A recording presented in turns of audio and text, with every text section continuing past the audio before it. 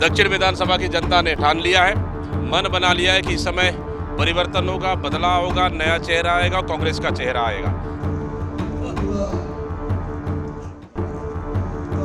अभी उनके मन में ऐसा उत्साह है, वो लोग चाहते हैं कि इस बार हम भारतीय जनता पार्टी को विदा करेंगे।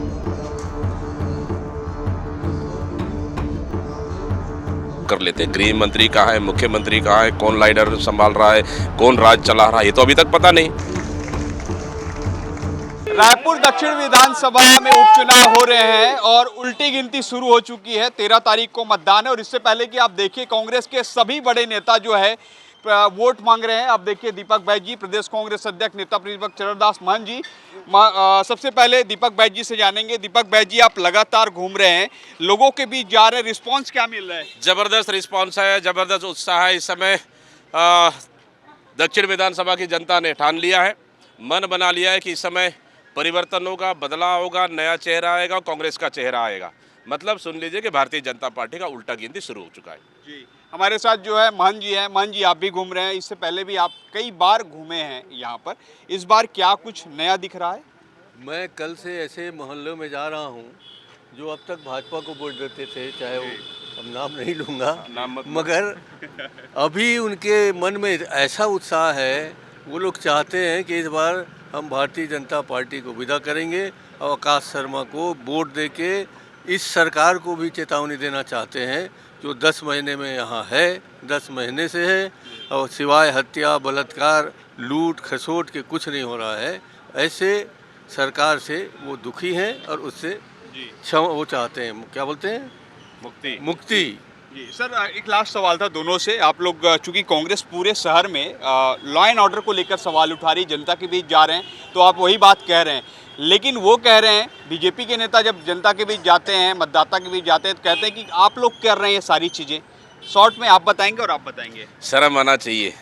शायद लाइन ऑर्डर पे काम कर लेते तो शायद उनको अपनी नाकामियों को छुपाने के लिए दूसरे का आरोप लगाने से अच्छा लाइन ऑर्डर पे काम कर लेते। गृह मंत्री कहाँ है, मुख्यमंत्री कहाँ है, कौन लाइडर संभाल रहा है, कौन राज चला रहा है, ये तो अभी तक पता नहीं। तो ऐसा तो नहीं है कि राज भी कांग्रेस चला रही है। मतलब इतनी बुरी दुर्गति है प्रदेश में और उसकी जिम्मेदार खुद स्वयं लेना छोड़ के दूसरे पे आरोप लगाना, मैं समझता हूँ इससे बड़ी नाकामी कुछ हो नहीं सकती। चलिए हम एक ही उदाहरण देते हैं। कवर्धा में जो फांसी लगाया वो कांग्रेसी था कि भाजपाई था? कवर्धा में जो मरा, जिसको गांव वालों ने मारा, वो कांग्रेसी था कि भाजपाई था? कवर्धा में जिसको थाने में ले जाके पीट के मारे लोगों पुलिस वालों ने, वो कांग्रेसी था कि भाजपाई था? तो ये कैसे कहेंगे वो लोग, किस मुंह से कहेंगे कि हम कांग्रेस के लोग यहाँ हत्याएं बलात्कार में साझीदार हैं और वो लोग बिल्कुल दूध के धुले हुए हैं? सर, इसी में कोर्ट ने भी कह दिया है, मेरे को याद आ गया, शिव प्रसाद साहू की जो डेड बॉडी है वो फिर से पोस्टमार्टम होगी। उसके लिए हाई कोर्ट का आदेश अभी भाई बड़ा निर्णय है। जबलपुर हाई कोर्ट का निर्णय आया है कि बेटी लगातार मांगती रही कि हत्या है, लेकिन छत्तीसगढ़ की सरकार आत्महत्या करार देती रही और कुछ तथ्य छुपाना चाह रही थी। लेकिन बड़ा निर्णय हाई कोर्ट का कि पुनः रीपोस्टमार्टम होगा। निश्चित रूप से बेटी को बहुत बहुत बधाई और निश्चित रूप से ये है कि सीधा सीधा साबित हो चुका है कि ये हत्या है। सर, रिकॉर्ड टूट जाएगा इस बार? बिल्कुल रिकॉर्ड तोड़ेंगे, तोड़ने के लिए घूम रहे हैं दोनों तीनों पूरे नेता लोग, और रिकॉर्ड तोड़ के रहेंगे। तो आपने सुना प्रदेश कांग्रेस अध्यक्ष दीपक बैज जी और नेता प्रतिपक्ष चरणदास महंत जी को, दोनों का कहना है कि रिकॉर्ड टूटेगा इस बार और दक्षिण विधानसभा में कांग्रेस की जीत होगी। अब देखना होगा 23 नवंबर को परिणाम आएंगे तो दक्षिण में किसकी जीत और किसकी हार हो रही। देखिए, सरकार छत्तीसगढ़ में सौहार्द बिगाड़ना चाह रही है और नहीं चाहती है कि यहाँ पे शांति स्थापित हो।